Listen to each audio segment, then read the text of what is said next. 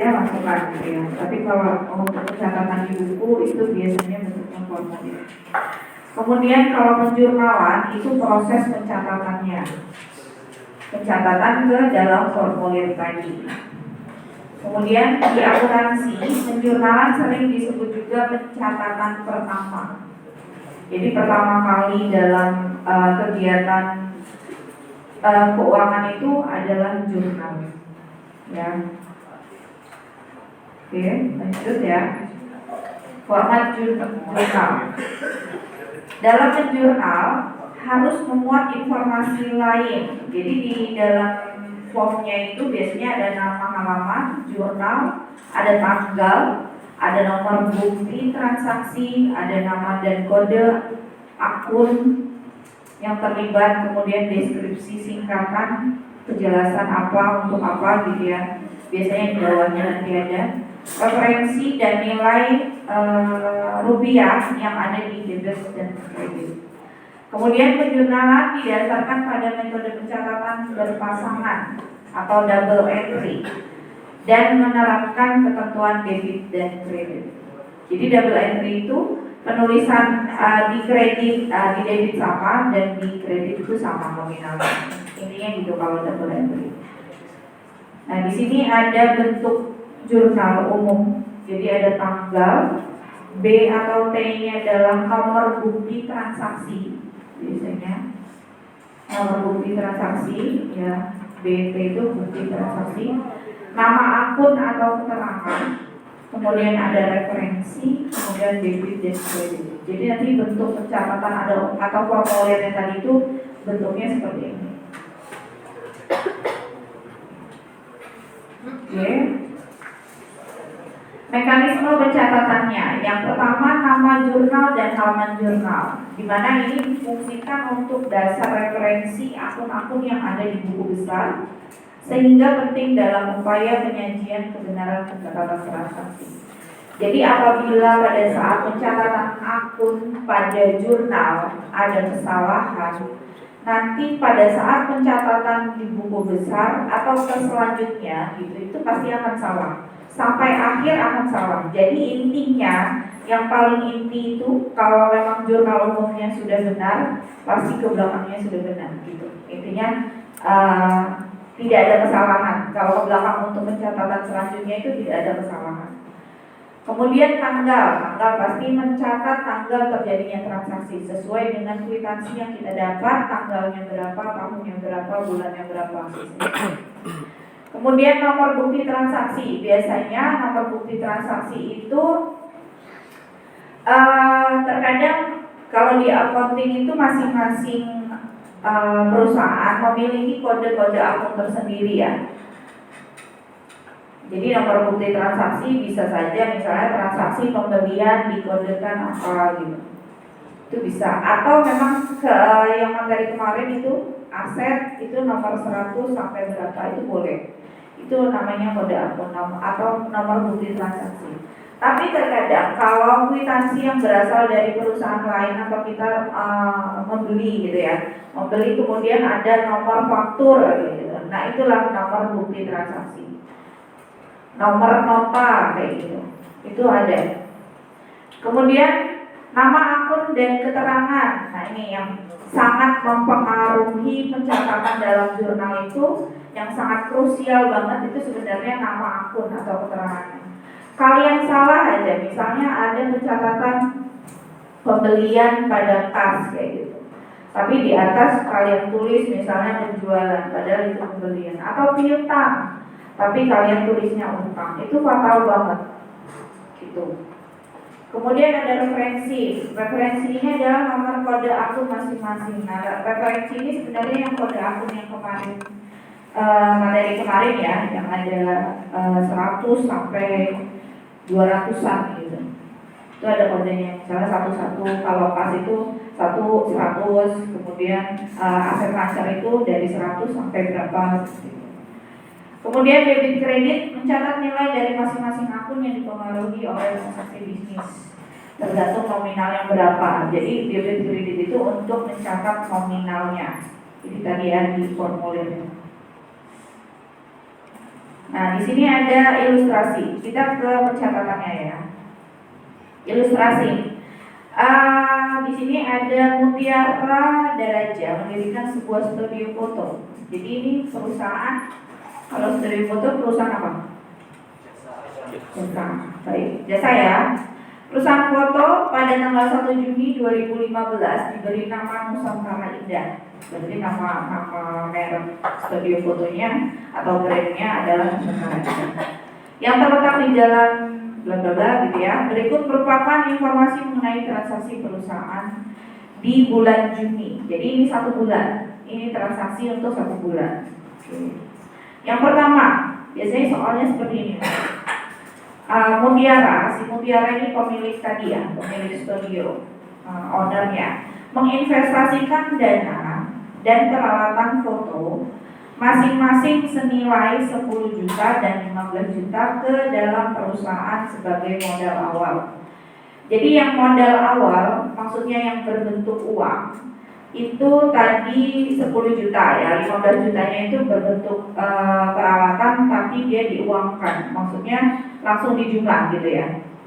Jadi uang sama untuk beli peralatan 15 juta. Jumlahnya jadi di sini kan kasnya 10 juta itu uang kas ya, uang cash. Itu kemudian peralatan foto, kemudian dia beli peralatan foto, kan itu sebuah modal untuk usaha ya, peralatan itu ya. Kemarin udah dijelaskan peralatan antara peralatan dan perlengkapan. Apa bedanya? Habis pakai dan waktunya ya. Kalau peralatan itu jangka waktunya pemakaiannya itu lebih lama daripada perlengkapan. Kemudian kas debit ya, peralatan debit karena dia bertambah. Modal bertambah itu sebenarnya ada kuncinya ya kemarin itu ya. Ada kolomnya, Ibu udah share ke waskita. Modal menjadi modal tanpa harus nulis nama ownernya pun tidak apa-apa. Ini menjelaskan bahwa modalnya dia ini masuk ke perusahaan tersebut sebesar 25 juta. Kalau ini itu adalah keterangan saja. Keterangannya itu yaitu dia menginvestasikan atau menyetorkan modal awal pemilik, itu boleh. Atau modal Mutiara Daraja di bawahnya boleh. Untuk keterangan saja. Tapi yang intinya adalah kas peralatan pada modal. Jadi bahasanya gitu ya. Kalau kalau orang akuntansi itu kalau menulis misalnya kas peralatan pada modal itu sudah tahu, berarti kas sama peralatan di debit, modal di kredit, kayak gitu. Jadi pada ininya, nyambungnya, kata sambungnya ya. Jadi kas peralatan pada modal. Jadi kalian tidak harus menjelaskan kas di debit, peralatan kayak gitu, nggak harus. Tapi kalian misalnya menjawab gitu, atau pada saat saya bertanya gitu, kas pada modal Bu, gitu. Nah saya udah tahu, gitu. Intinya gitu ya bahasanya. Kemudian tanggal 3 Juni berkelanjutan ya. Perusahaan tersebut menyewa salah satu ruangan di ITC, maksudnya untuk gedung ya, sebesar 2 juta sebagai ruang studio dan kantor secara tunai. Berarti dia sewa. Kalau sewa itu kan menjadi biaya atau beban ya. Tapi kalau pencatatan biasanya beban sewa kantor. Berarti dia untuk kantor ya, kasnya berkurang. Berarti yang tadi uangnya 25 juta atau yang 10 juta tadi ya, nominalnya sudah berkurang nih 2 juta. Gitu ya, berkesinambungan. Oke. Berkurangnya masih yang kasnya. Kemudian 4 Juni memasang iklan untuk memasarkan usahanya di harian pagi ibu kota sebesar 500.000. Ini adalah beban lagi atau biaya yang dikeluarkan. Jadi adalah beban iklan. Beban iklan pada kas. Tergantung, kalau iklannya bayarnya kredit berarti yang di kreditnya apa?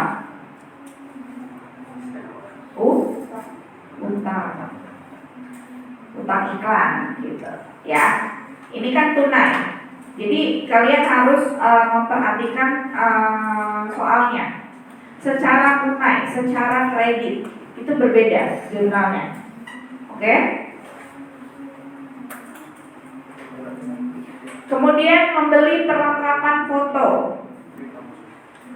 senilai 750 secara kredit. Nah ini, kalau secara kredit perlengkapannya bertambah, kemudian tapi utang, ya utang usaha. Nah, untuk peletakan nama utang usaha gitu ya, utang usaha itu biasanya dikhususkan atau perkiraan utang usaha itu dikhususkan untuk perusahaan jasa. Beda halnya dengan perusahaan dagang. Kalau perusahaan dagang ya dia utang dagang, bukan utang usaha, gitu ya. Perbedaannya itu. Oke, kemudian di sini itu hanya keterangan saja ya, tergantung dengan soalnya. Kalau keterangan di bawahnya itu tergantung. Yang penting itu adalah nama akun dan nominalnya, jangan sampai salah masukin nanti. Ya. Oke, lanjut. Kemudian tanggal 14 Juni memperoleh pendapatan atas jasa foto yang telah diselesaikan kepada pelanggan sebesar 3.500.000. Berarti dia sudah mendapatkan pendapatan nih dari modal, beli perlengkapan, beli peralatan, sewa kantor gitu ya. Udah. Kemudian melakukan operasional, kemudian dia dapat pendapatan. Karena yang bertambah itu atau uang cashnya ya yang bertambah. Baik dia ditransfer mau dia bayar cash si pelanggan atau kliennya, tetap kas yang didebit. Jadi kemarin itu kan ada ya, pendapatan bertambah itu pasti akan di sebelah kredit untuk nama perkiraannya saja. Tapi yang bertambah itu tetap uangnya, kasnya. Ya jangan, kok Bu pendapatan diletakinnya di kredit gitu ya. Itu cuma untuk nama perkiraan. Yang bertambah itu tetap uang atau asetnya ya bertambah, aset mancarnya bertambah. Kemudian membayar beban listrik. Nah tadi ada beban iklan, ada beban sewa, sekarang beban listrik dan telepon. Pasti yang berkurang adalah kas. Lain halnya bayarnya kredit. Gak mungkin ya bayar listrik sama telepon kredit ya. Kayaknya nggak ada deh. Kecuali bayarnya pakai apa kalau sekarang pay letter. Berarti itu utang ya. Tapi kalau di perusahaan nggak boleh, saya nggak bisa. Dengan jumlah nominal biasanya pasti puluhan juta ya bayar listrik, bayar itu nggak mungkin. Oke lanjut. Mungkin kalau masih kecil kayak gini bisa lah pakai pay letter ya.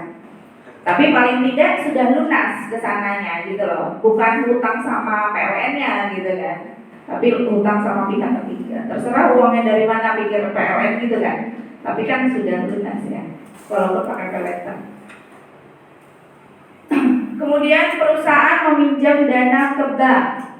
Nah, dia di sini membutuhkan modal tambahan.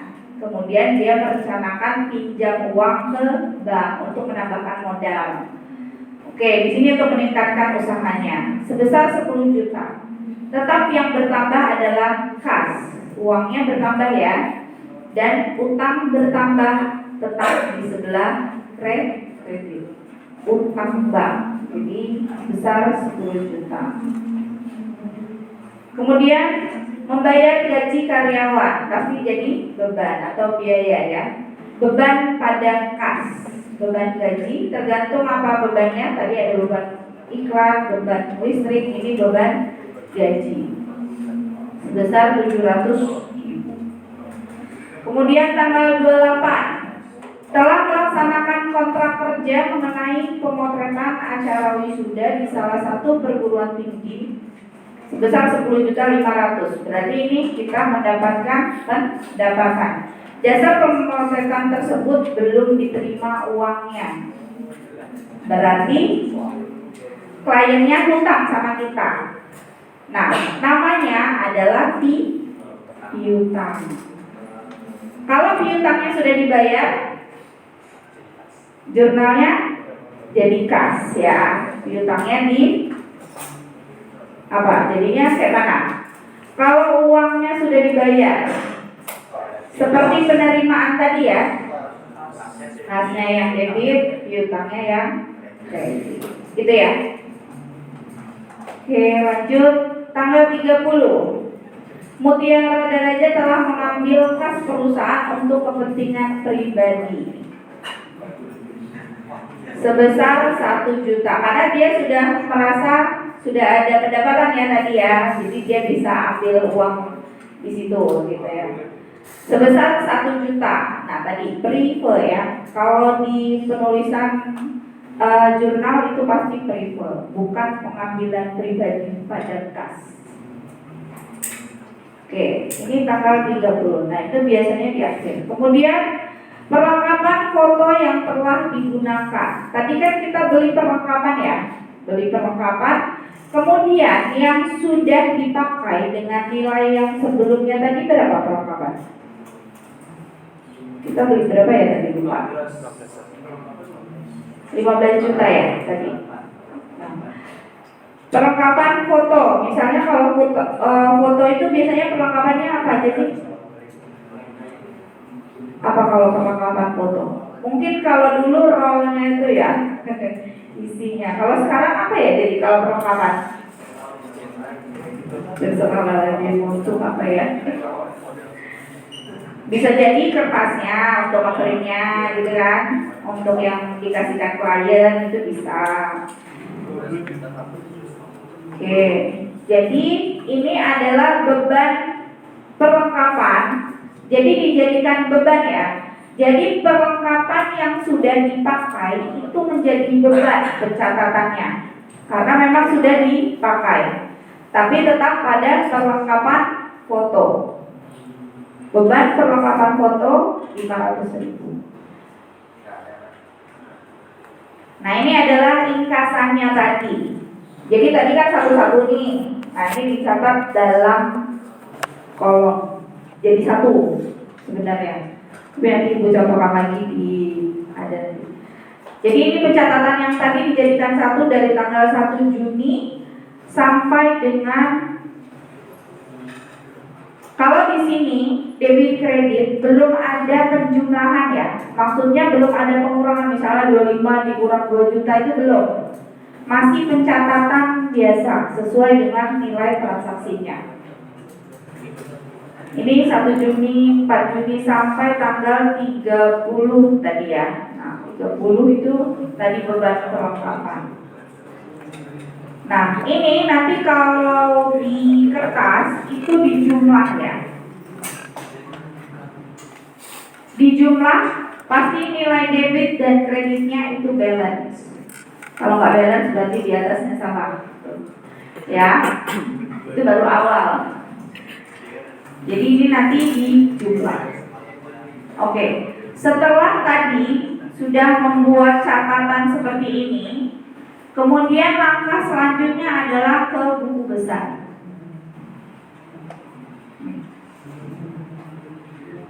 Oke, buku besar itu adalah dalam siklus akuntansi pencatatan jurnal posting ya, bahasanya posting ke buku besar. Merupakan proses utama satu kesatuan yang tidak dapat dipisahkan.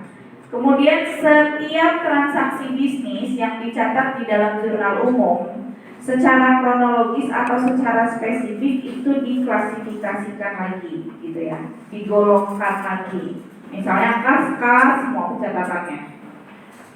Nanti Ibu contohkan di bawah. Bentuk akunnya.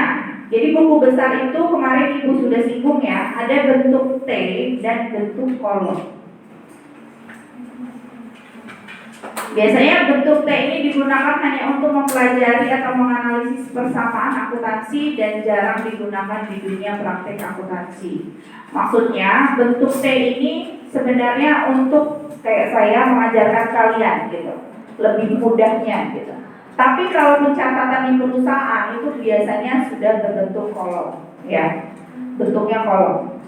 Jadi memang untuk membaca semua laporan keuangan itu yang lebih memang peraturannya ya, maksudnya untuk kerapihan seperti itu. Jadi seninya memang harus dibentuk kolom. Tapi kalau bentuk T ini mungkin untuk buku pintarnya si accounting aja itu bisa. Tapi kalau untuk penyajiannya tetap bentuknya kolom. Kemudian ada sifat akun, ada akun real dan akun nominal. Akun real itu adalah akun yang bersifat permanen dan tidak ditutup pada saat penyusunan LK. Ini sebenarnya nanti di akhir aja pada saat penutupan buku besar. Oke, sekarang kita ke proses buku besar ya. Misalnya ibu contohkan dari sini, ini kan bentuk kolomnya.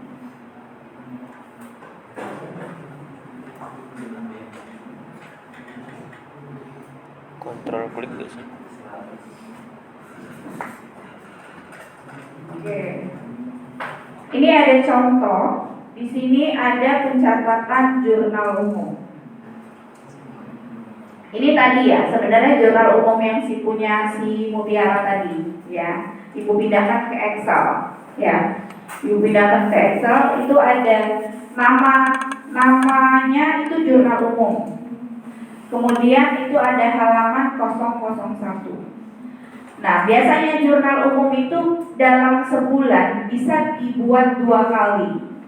Maksudnya nanti ada halaman berikutnya apabila misalnya si modalnya si Mutiara ini habis di tengah jalan, sudah habis gitu ya, sudah habis.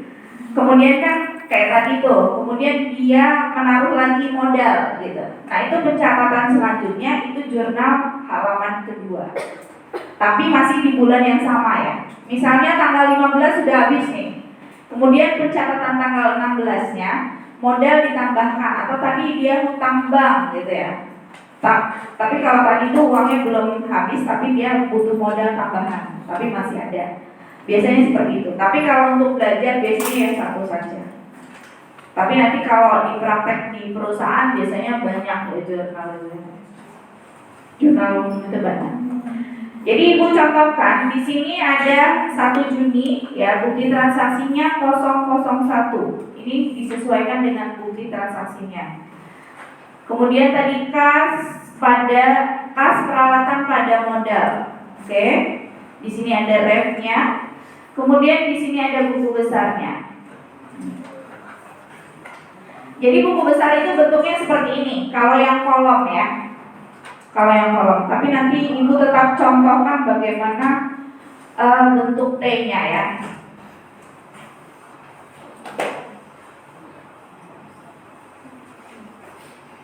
Oke.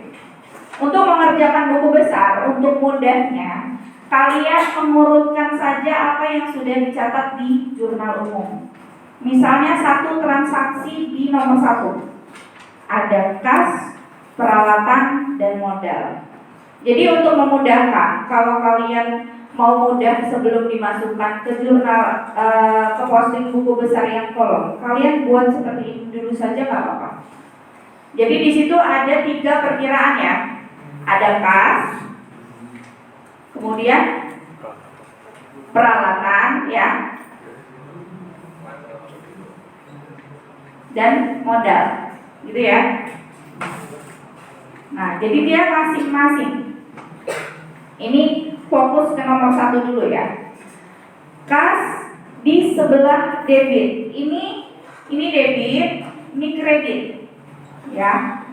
Itu debit, ini kredit. Kas berarti ada di sebelah debit sebesar 10 juta. Oke, di sini ya berarti ya. Taruh di sini sama kalian 10 juta. Gitu. Kemudian peralatan ada di sebelah debit sebesar 15 juta. Sebenarnya sebelum berlanjut ke sini, kalian kan sudah memposting ya, masukkan ke buku besar. Kalian bisa refnya ini bisa di checklist atau dengan sesuai dengan nomor akun yang kemarin. Aset kas itu nomor berapa? 111 misalnya. Boleh juga di checklist. Itu tandanya sudah diposting ke buku besar. Ngerti ya? Oke. Kemudian modal berarti modal di sebelah kredit 25 juta. Coba kita lihat di kolomnya. Ini bentuk T ya, dan ini bentuk kolomnya. Berarti tadi kas ya. Ini 930 ini.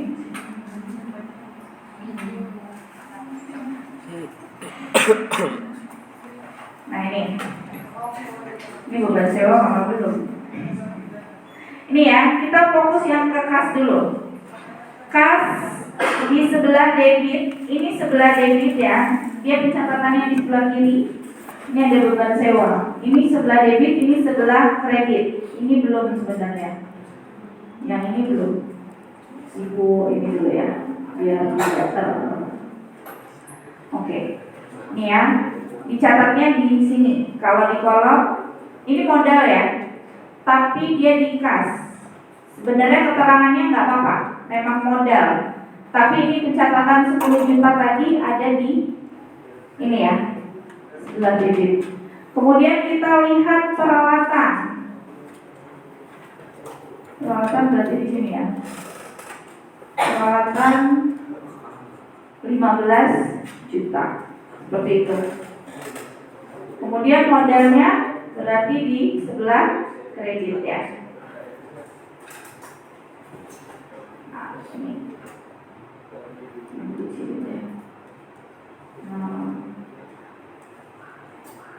Sebenarnya kalau mudah untuk mengerjakan kalian itu bentuknya T. Kalau kolom itu kalian boleh, misalnya nanti tugas ibu suruh masukinnya bentuk kolom ya, kalian boleh langsung di situ kalau memang bisa. Kalau memang mau memudahkan ya seperti ini. Itu ya.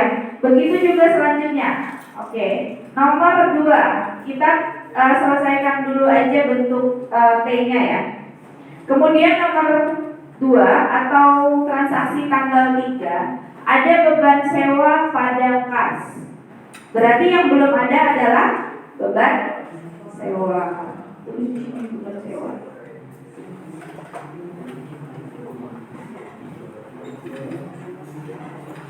Oke.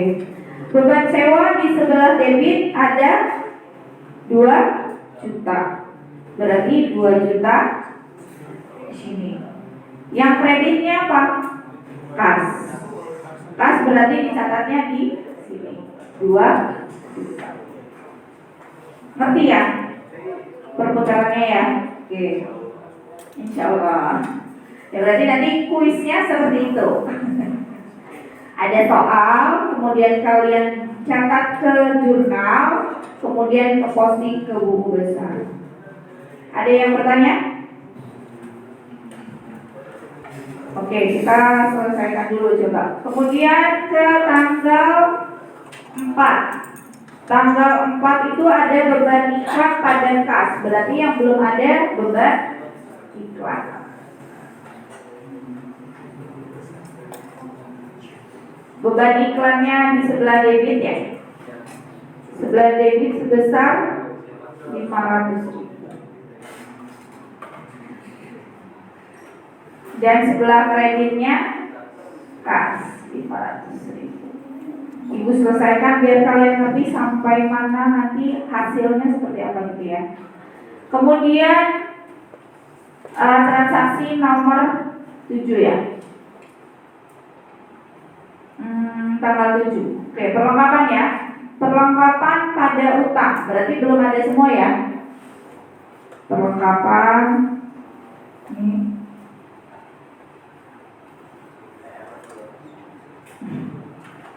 Perlengkapan pada utang. Berarti di sini utang.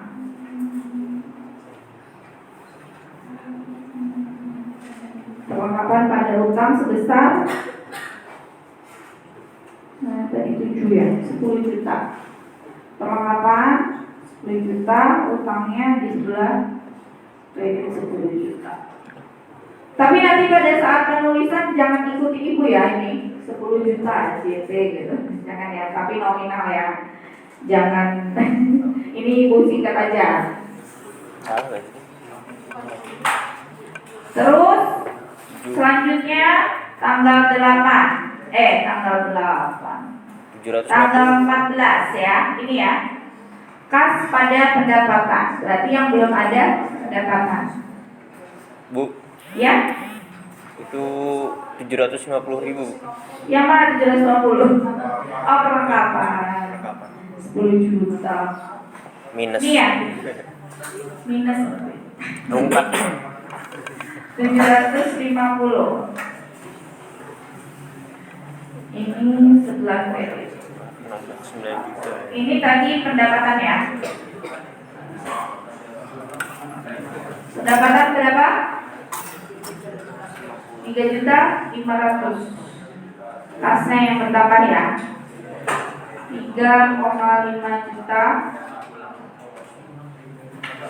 Pendapatannya 3,5 juta. Oke, terus beban ya. Beban listrik banyak kali dulu.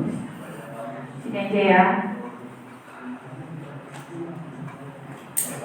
Beban listrik pada kas ya.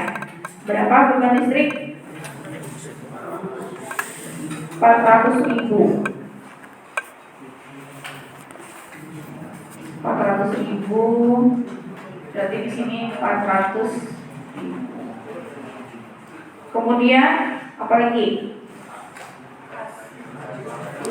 Utang bank. Berarti yang belum ada utang bank. Beda ya. Ini utang usaha. Ini utang usaha. Dan ini adalah utang bank. Di sini aja ya.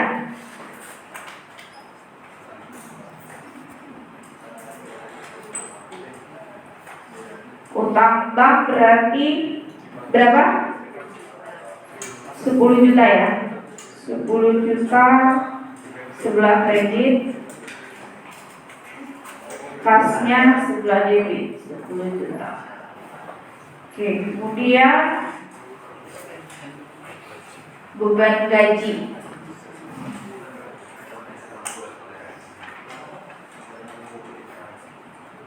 Beban gaji. Beban gaji berarti yang berkurang kas 700.000.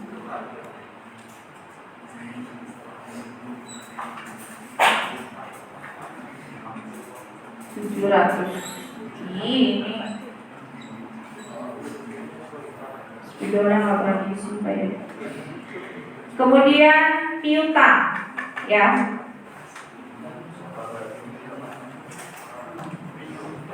Tambah habis saja nih. Piutang. Piutang pada pendapatan 10.500.000. Pendapatan tadi di mana? Nih ya. 10 juta.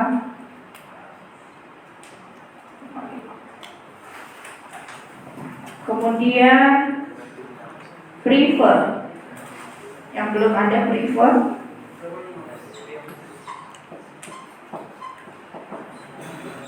Berarti yang berkurang berapa prefer? 1 juta. 1 juta. Di sini yang berkurang 1 juta. Kemudian beban perlengkapan pada perlengkapan foto. Perlengkapan tadi udah belum ada ya. Oh ini ya. Perlengkapan foto. Berarti yang belum ada adalah beban. Beban perlengkapan. Berapa? 500.000 beban perlengkapannya debit, perlengkapannya kredit. Nah, jadi pencatatannya seperti ini.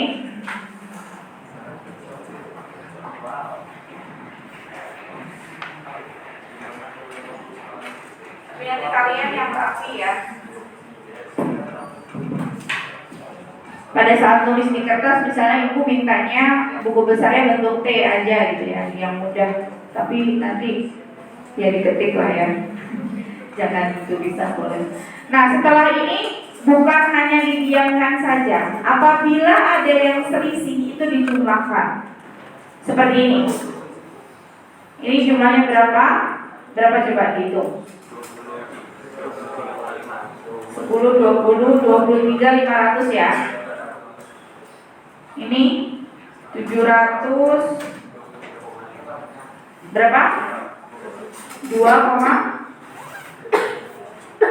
ya? 9 sama 30 36 36 3,6 3,6.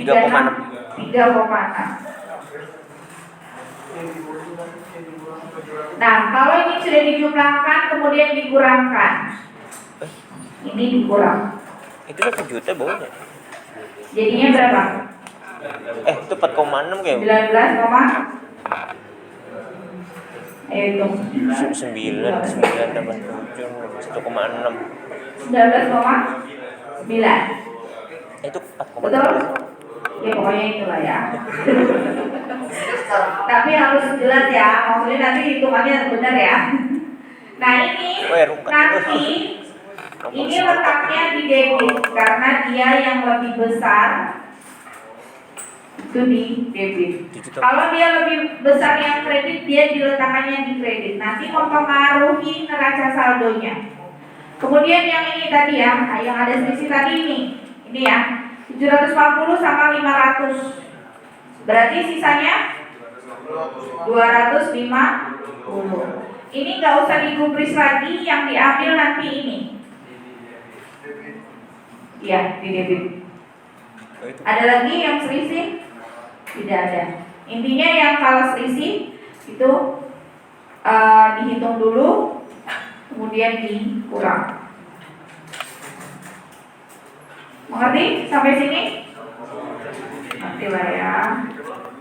Kalau buku besar tentang kolomnya nanti ibu bagikan juga.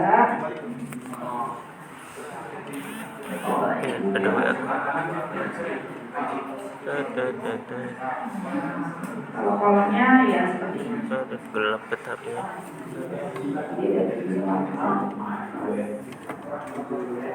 Lebih ikut. Ini bentuk T. Oke, sampai sini ada pertanyaan? Selesai soalnya adalah dari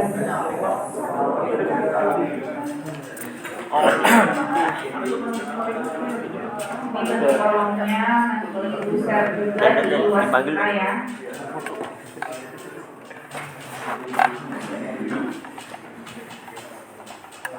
Kalau tidak ada pertanyaan, ibu presensi manual dulu ya. Masih ada yang belum presensi di sini? Terlambat ya, berarti nggak boleh.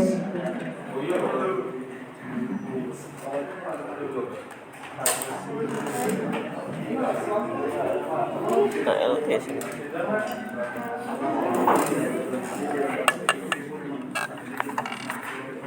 Alah, online lagi.